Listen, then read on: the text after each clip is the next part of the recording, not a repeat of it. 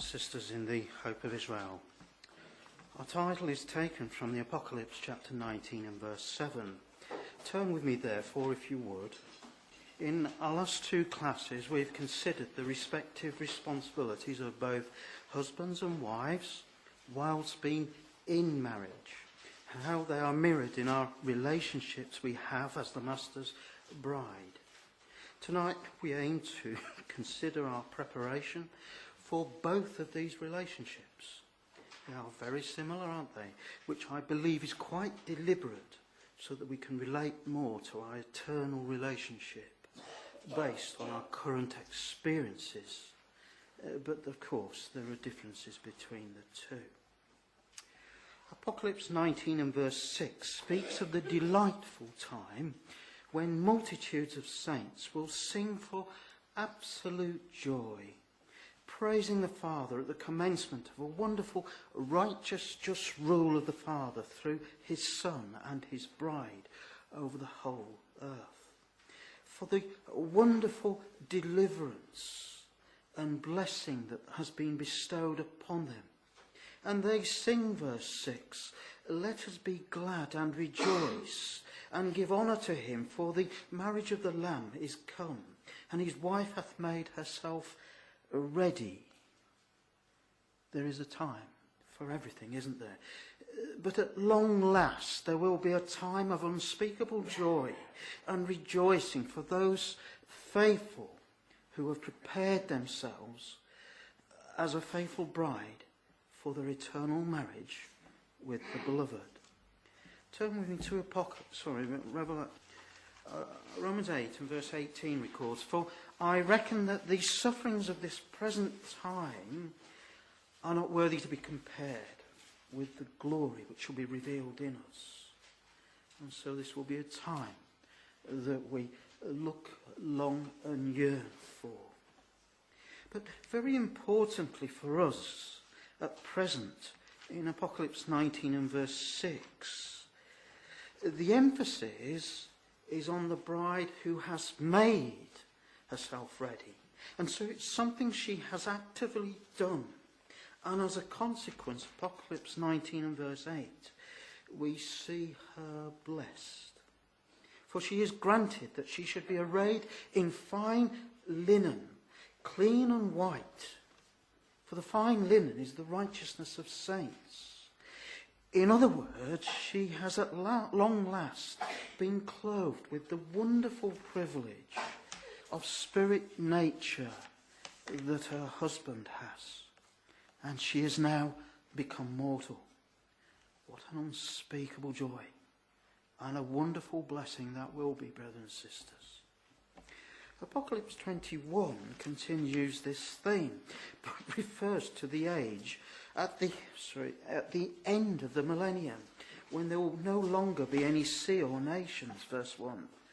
"And I saw a new heaven and a new earth, for the first heaven and the first earth were passed away, and there were no more sea. And I, John, saw the holy city, New Jerusalem, coming down from God out of heaven, prepared as a bride, adorned for her husband."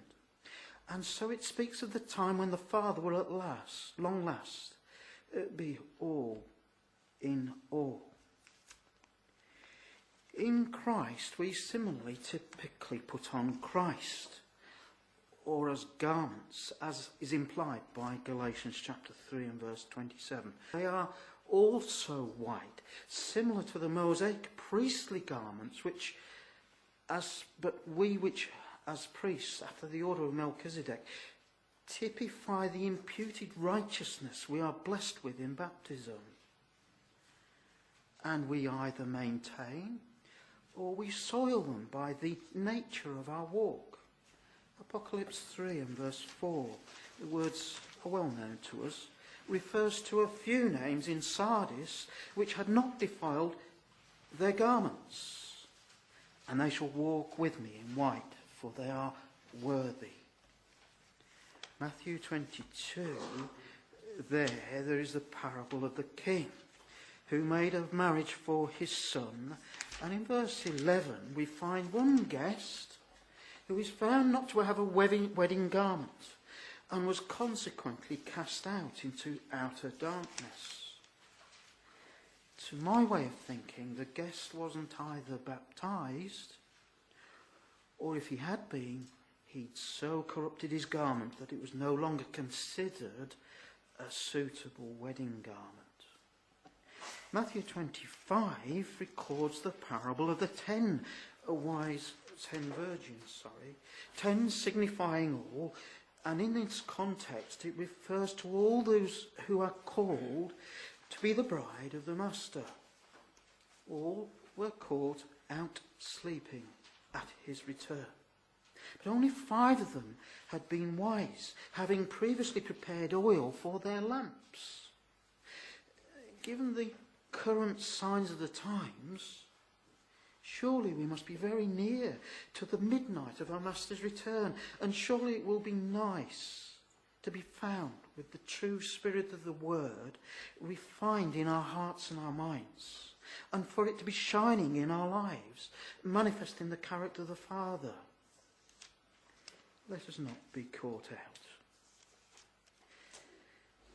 There are a limited number of scriptures which refer to wives preparing themselves for their marriage in Scripture. There's the lovely example of Ruth that we could go to. But let's turn to Esther and chapter 2 and verse 12, which refers to Esther's preparation for marriage with her husband. Esther 2 and verse 12. Now when every maid's turn was come to go into King Ahasuerus, after that she had been 12 months, according to the manner of the women, for so were the days of their purification, according to wit, 6 months with oil of myrrh, and 6 months with sweet odours, and with other things for the purifying of the women. And so a year is typical of a life cycle. And for half of that time she was preparing herself with the oil of myrrh. Oil speaks of the word, whilst myrrh means bitter, which reminds us of the word and its bitterness for those who have not lived in harmony with it. And we think particularly of the roll that was eaten in Apocalypse chapter 10 and verse 10, which was sweet to the mouth, but bitter to the belly. By tradition, the oil was used as a preparation for the softening of the skin.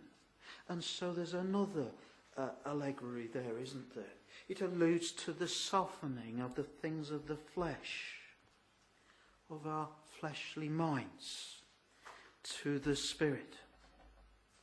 And for the other half of Esther's life, she prepared herself with sweet odours, which alludes to the prayer which wafted up acceptably to the Father from off the golden altar, and in this context was to her groom.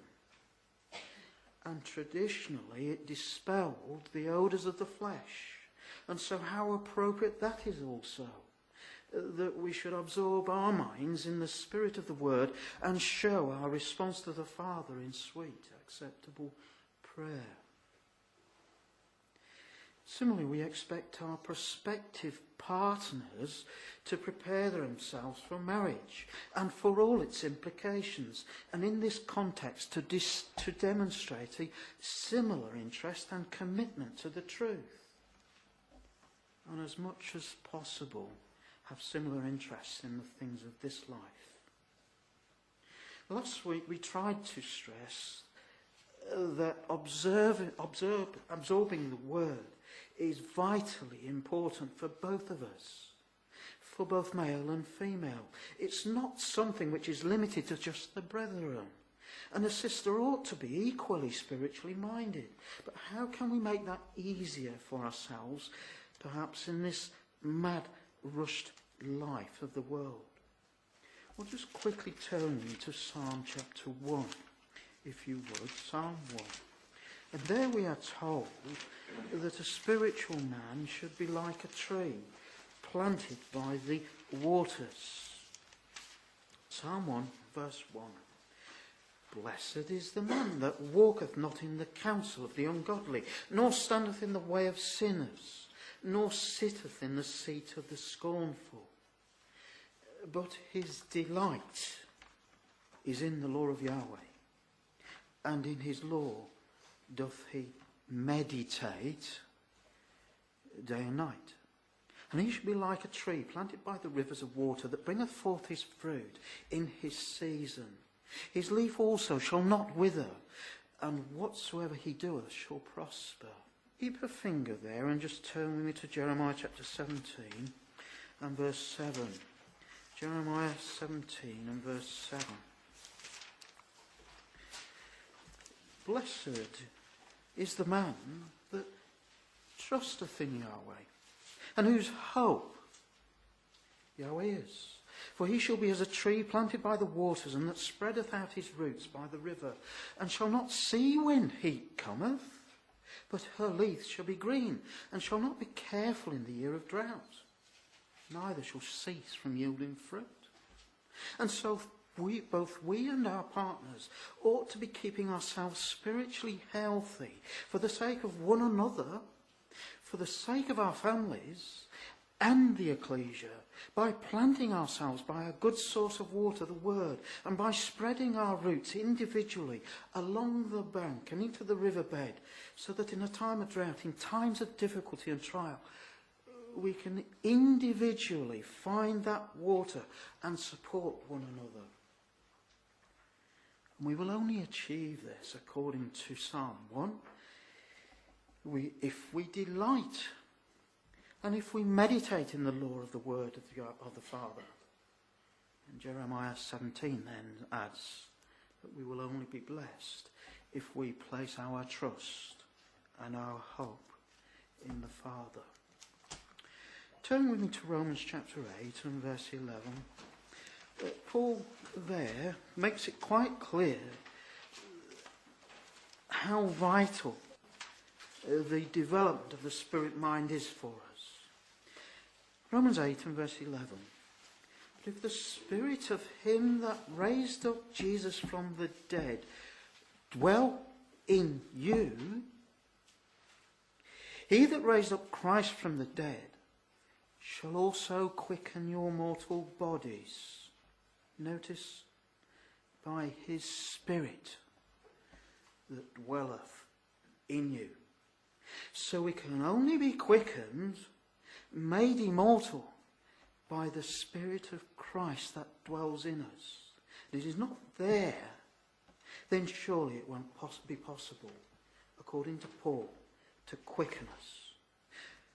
Turn over to Romans chapter 12 whilst we're there as well. Chapter 12 verse 2. We looked at this last week. And be not conformed to this, Romans 12 verse 2, but be ye transformed by the renewing of your minds. And transformed has the root idea of metamorphosis, which is a complete change from one thing to another, like the changing of a grub to the beautiful butterfly, no longer having anything of the old body left. But notice it was a process Paul expects us to put into place. And the process commences with our minds, involving, God willing, ultimately our bodies. And so, how might we be renewed? 1 Peter 1 and verse 13 says, wherefore gird up the loins of your mind. In other words, so that we can run. And verse 14 says, as obedient children, not fashioning or conforming yourselves according to the former lusts in your ignorance.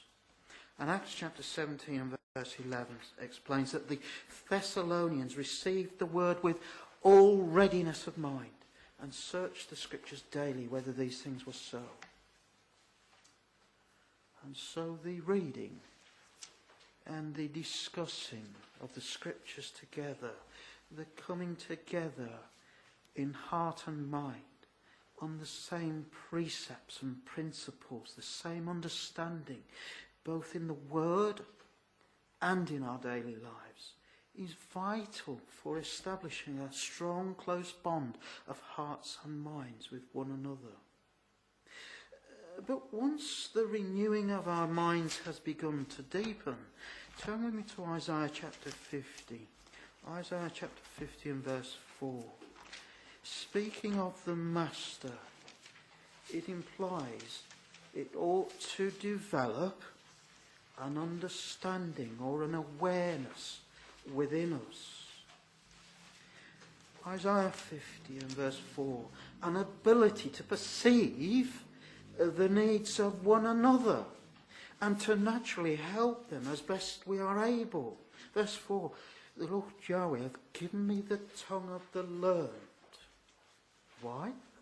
That I should know how to speak a word in season to him that is weary.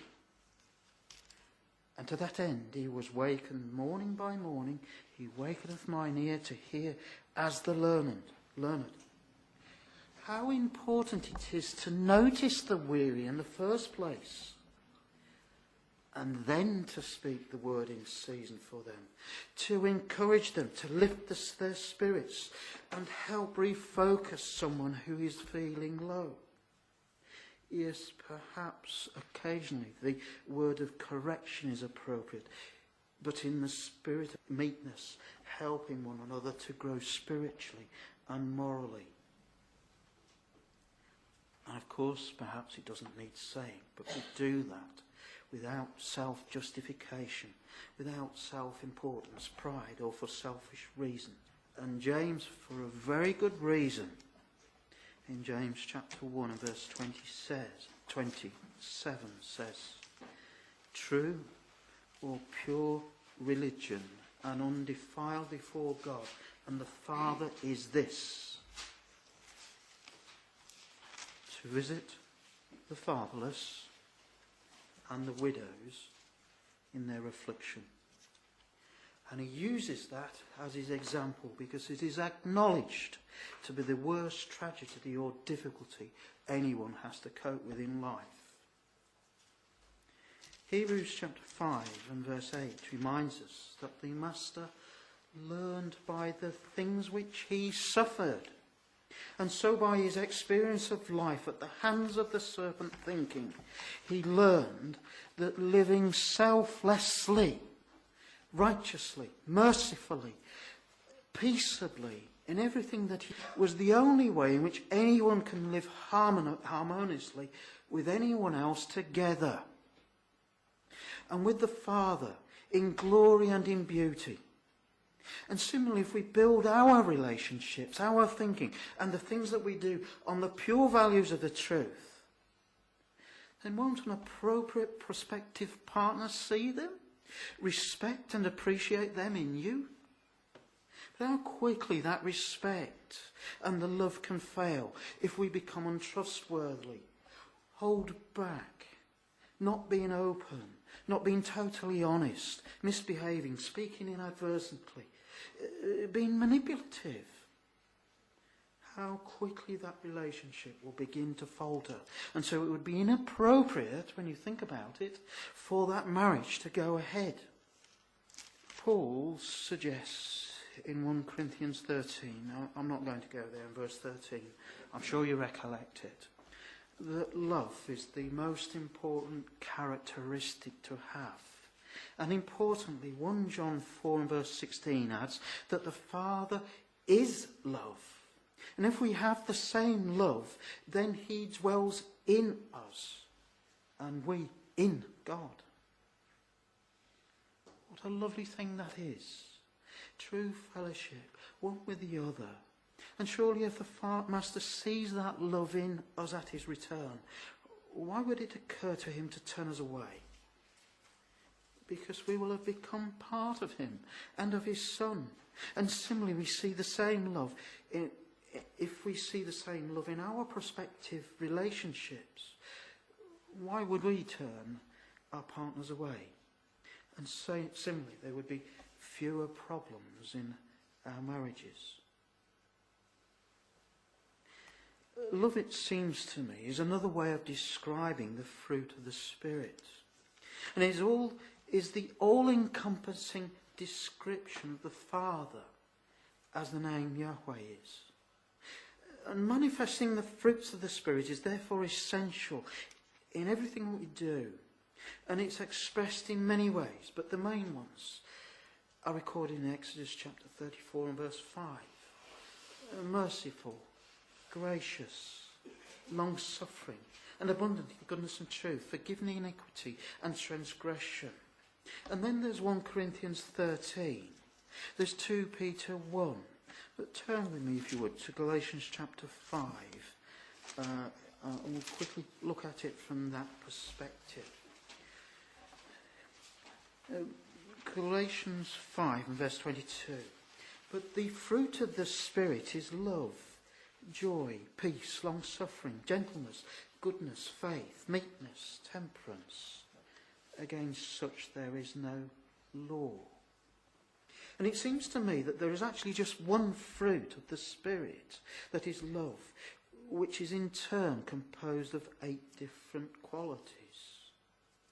And so joy is often joy, when you look through how it's used, is expressed in abnormally adverse circumstances, which is only possible when we consider things from the spirit-mind's point of view and not the flesh's.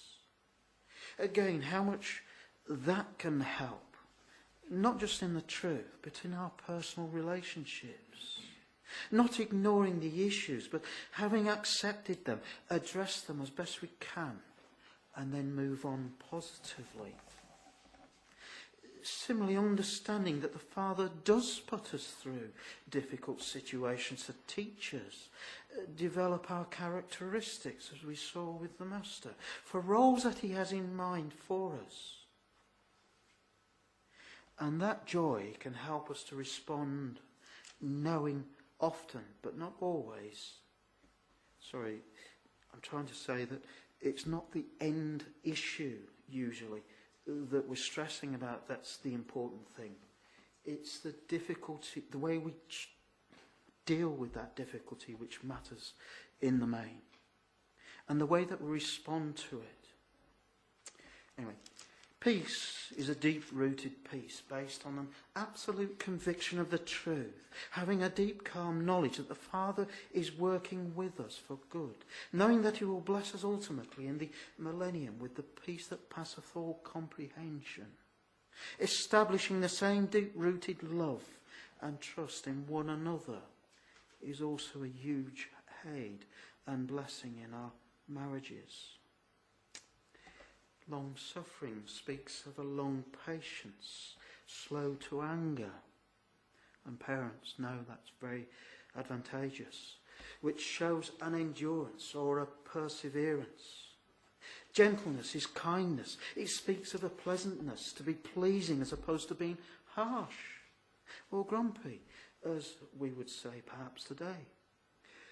Goodness speaks of uprightness, of honourableness, and the disposition to do good and looking after others. Meekness speaks of someone who holds back, who isn't weak but is strong and controls their strength. Temperance speaks of self-control, someone who controls his desires, his passions, we would say his emotions scripturally. They are all, of course, qualities that help to make a good relationship in both our marriages. Turn with me to Hebrews chapter 12 and verse 11, if you would. There's something there which strikes me, and I know I've said this before, but it's something that's really hit home hard to me over the last few years. You see, and I'm sure like yourselves, you do not like being hurt twice. I'd rather learn the lesson the first time. Now, no, Hebrews 12 and verse 11. Now, no chastening for the present seemeth to be joyous, but grievous. Nevertheless, afterward it yieldeth the peaceable fruit of righteousness. But there's a condition. Unto them which are exercised thereby. And we understand that trials in one form or another, every minute of the day, are deliberately brought upon us to develop our characteristics, to help us practice manifesting the peaceable fruits of righteousness in everything that we do. But there is a very big proviso, and that is if we are exercised by the trial, then the fruits will come. So what does it mean to be exercised by them? Well, surely we have a choice in any situation to respond as the flesh would, selfishly, or as the Father would like us to. One or the other. And it seems to me that we are exercised by our trials when we ponder them, when we consider how the Father would like us to respond. And so over time we develop good habits that show we keep his commandments and demonstrate his love, the principles and the precepts of the truth, and that we have truly become his children who are fit for his use and purpose in the millennium. And how appropriate the close relationship of marriage is for practicing all the fruits of the Spirit on a daily basis. Our current lives then are a temporary daily training ground to practice under trial, developing the fruit of the Spirit that we might become vessels fit for the purpose he has with us in the millennium. One of the greatest and moving examples of a bride preparing themselves for marriage, to my way of thinking, is recorded in the Song of Solomon. If you would turn there with me. The love between the groom and his prospective bride is so evident all the way through it. There's a desperate desire to see and be with one another. And the way the love motivates them is so apparent, which of course ought to be the same for us. But turn to our reading, chapter 4, which records, to my way of thinking, the first time when they at long last get to sit together quietly after the hustle and bustle of their marriage, and the groom looks upon into his bride's eyes and says, verse 1, "Behold, thou art beautiful, my love. Thou art beautiful." And I like to think they sit on the top of Mount Hermon, which is referred to in verse 8. It's the highest mountain in the land, some 9,000 feet high, from which on a clear day they would be able to see a vast expanse of the land. Verse 8, "Come with me from Lebanon, my spouse, with me from Lebanon. Look from the top of Amana, from the top of Shinar and Hermon." It's all the one mountain range. And together as newlyweds they express their love for one another. Hand in hand, "Thou art beautiful, my love. Thou art beautiful."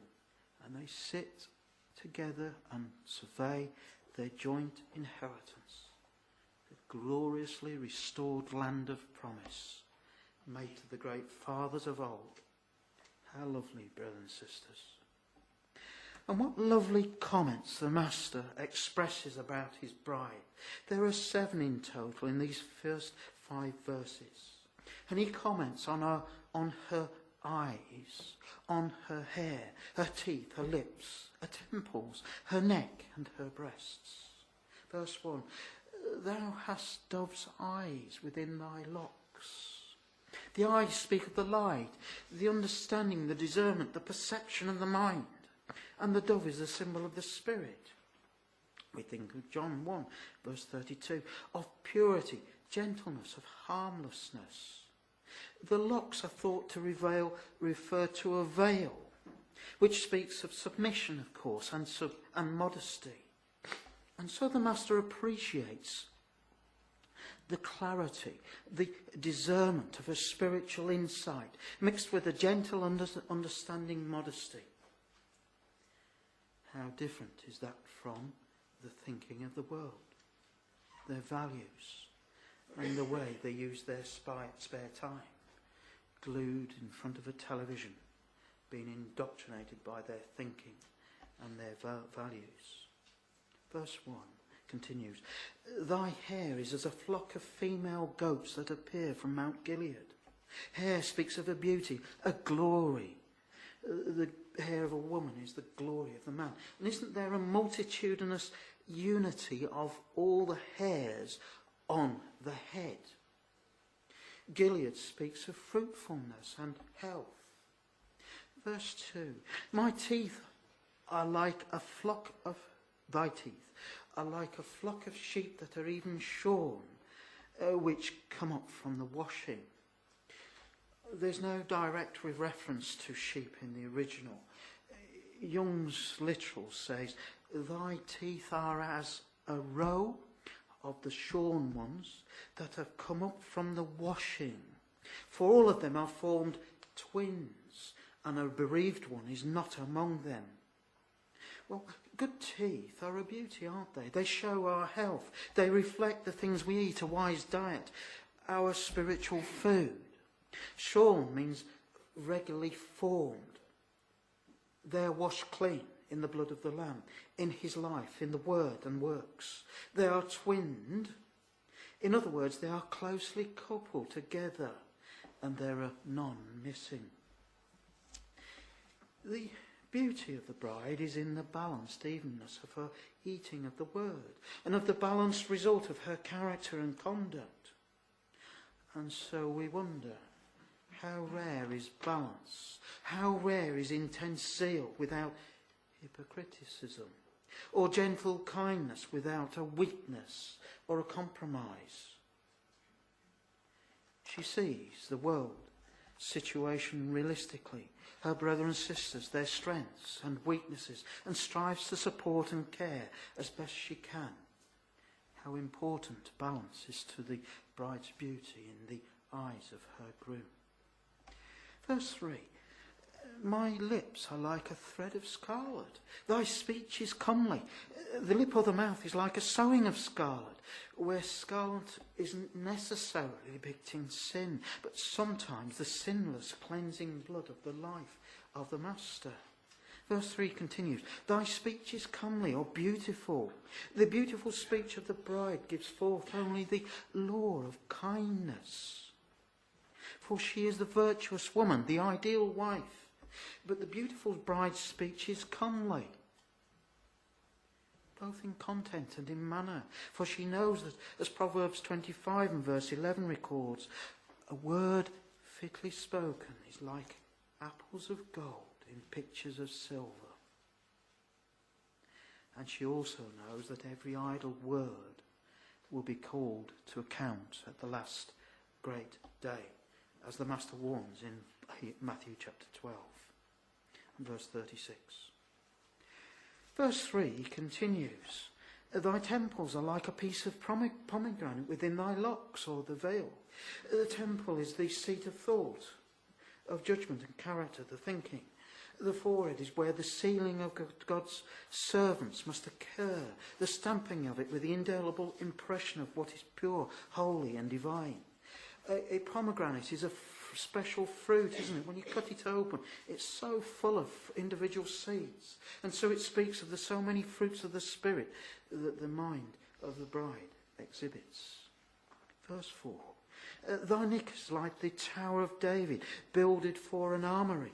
The neck connects the head to the body, therefore above all things it must be firm and strong like the Tower of David. The word for armoury appears to mean tall and slender. Verse 4 says, whereon they hang 1,000 bucklers or shields of mighty men. It was customary to hang rows of brilliant polished shields, the trophies of war, on the central defence tower of a city, which from a distance they would appear as chains of gold about a neck. And so the instruments of warfare of the mighty individuals in the troop, the sword of the Spirit, would be hung about her neck and shoulders.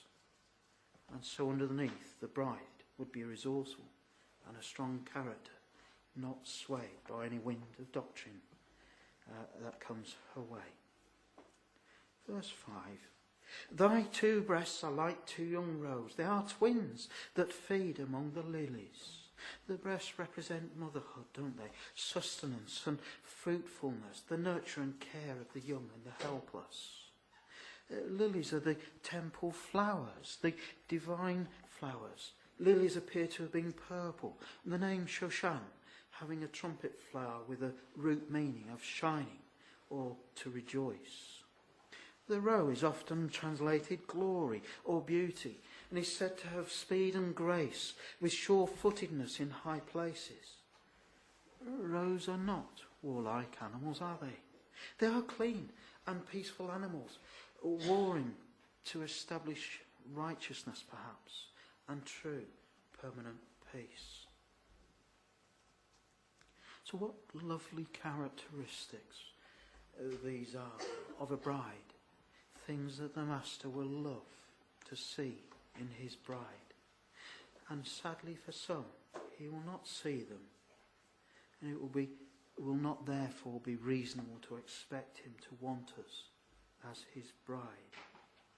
But stepping back a little bit, reflecting on these verses, it's very clear, isn't it, that the Master is being completely open.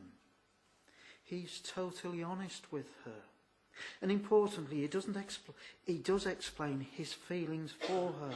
And in so doing, isn't she assured about the depth of their relationship? How he appreciates her and why? And what a deep respect and appreciation surely that will cultivate in her mind for him. And by understanding one another's feelings, they can be much more considerate of one another. That doesn't directly criticise her either. He is positive, even though he is aware of her limitations, which he would be slow to point out, unless it's an immediate problem. It's also clear that he is the head in the relationship, and that she is in subjection, while both respect one another's roles in love. Where's the repression in these words? Where's the assertiveness? They are totally at ease one with the other. They love one another. And aren't they so close, longing for the company of one another, as is evident elsewhere in many of the songs? Chapter 2 and verse 14 says, she is sick of love. It's not an empty relationship based on just physical attraction. But they are clearly the best and closest of companions, with the same lifelong objectives. Their relationship and love has also endured separateness, difficulties, as is expressed in chapter 2 and verse 15, for foxes are referred to. And the relationship has survived. It is strong. Yes, there is a physical attraction in our relationships, but our relationships should be much, much more than that. Natural beauty does age. It may not appear to when you're young. It can be severely damaged by illness or accident.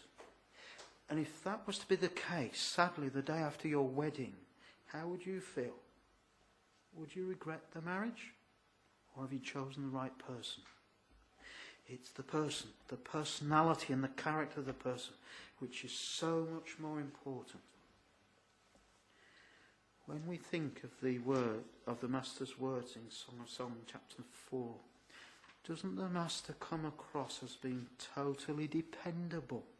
Isn't he easy to respect? He's noticed faithfully the things that she has been careful to try and develop in her preparation for him, knowing that they were important to him, but they were also things which were important to her, because she knew by experience that they were holy, just and true. And so how much easier is it for her to respect and honour him as a faithful, understanding, loving and dependable husband who has similar values and who has led her by example. Turn with me to 1 Peter 3 and verse 5. 1 Peter 3 and verse 5. There Peter says, for after this manner, in the old time, the holy women also, who trusted in God, adorned themselves, being in subjection unto their husbands.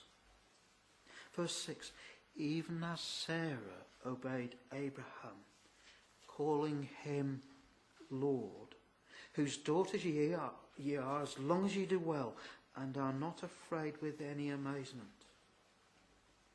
Oh, I think those words are so strong and powerful. And they are the counterpart to those words that we've considered regarding husbands. Love your wives, even as the Master did give his life for his bride. Literally. But the inference of Peter's words to the wives here is that if they don't respect their husbands in the same way as Sarah, they will not be considered daughters of Sarah and will not, by implication, share in the blessings of her husband. Let's for a few moments turn to Proverbs chapter 31. I was going to read it, but since we read it at the weekend, let's just make a few points there. Verse 10. Proverbs 31, verse 10. Who can find a virtuous woman? For her price is far above rubies. Indeed, we are very well blessed if we find such a wife. And I think it's worth pondering that is how the Master thinks of his bride. There is genuine love for her, and he considers her as rubies. She has prepared herself so that she can be, verse 11, trusted, do him good. Verse 13, worketh willingly. So we see she uses her husband's resources faithfully. Verse 14, she provides exotic food from far. Verse 13, she arises while it's still night to provide food for her household. Verse 16, she buys a field to plant a vineyard. Verse 20, she provides for the poor and needy. Verse 22 and verse 24, fine clothing. Verse 26, she opens her mouth with wisdom, and her tongue is in the law of kindness. Verse 27, she's not idle. What wonderful words to describe your wife, and said in conclusion of her. Verse 29, many daughters have done virtuously, but thou excellest them all. What lovely words of support they are from him to her, from a husband. Verse 30, favour is deceitful and beauty is vain, but a woman that feareth Yahweh, she shall be praised. Give her of the fruit of her hands, and let her own works praise her in the gates of judgment. At the judgment seat you might perceive. So in conclusion of our series, let's both, brothers and sisters, respect the order the Father has placed on us. Let us respect the equal capacity that we both have of understanding divine things, for us all to develop spirit minds for the benefit of ourselves, our partners, our families, of one another in the ecclesia. And we know that we are different, and thankfully so. But let's appreciate, understand and respect one another's roles, our different abilities, our capabilities, and learn to help one another in them as the Father wants us to, for his glory.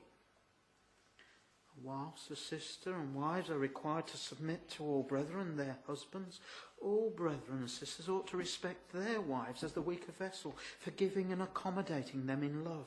But very importantly, they are then required to also give their lives, hopefully not literally, but some have been required to, but in their life's commitment to their spiritual and physical provision for his wife, caring and supporting them, just as the Master does and will do when he finally makes his commitment to us at the judgment seat. But brothers and sisters, let's not deceive ourselves in these things. It doesn't help if we set the target low. It doesn't help if we ignore these things. The Master understands whether his bride is selfless and has a genuine love for him.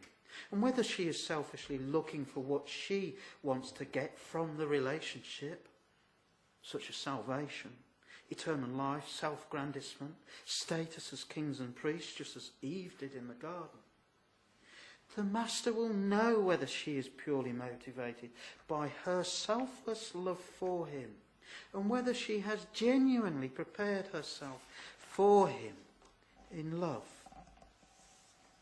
And if not, I don't believe for a minute he will love us, and he will turn us away just as we would our prospective wives who are marrying for our money and for other motives. So in the days that remain to us, may we prepare ourselves for our earthly marriages, that our relationships be sure and firm, based on the truth that they are not weak, and be blessed in them in the mercy of the Father. And let us all wisely prepare for our eternal marriage with the Master, and be so privileged to hear those lovely, compassionate words of comfort from our husband, our faithful beloved, that we long and look forward to. Well done, thou good and faithful servant. Enter thou into the joy of thy Lord.